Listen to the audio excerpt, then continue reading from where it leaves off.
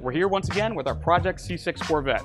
Today, we're going to take you through how to install high-powered LED reverse lights from Oracle Lighting.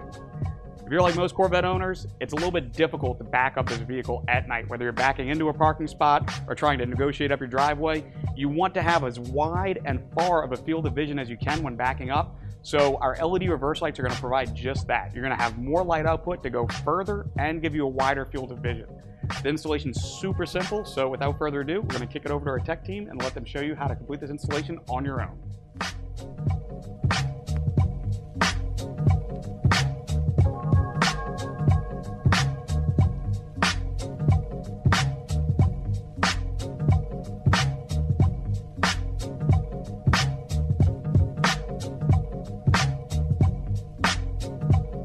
So, as you can see, these fog light bulbs only take a few minutes to install and make a big difference in the amount of light output that the reverse lights have. That's in part due to the optics. We use part number 5212 for this application. This is because the beam needs to shoot out of the housing. That's why it's important that you insist on Oracle Lighting products to get the fit and performance you expect for your Corvette.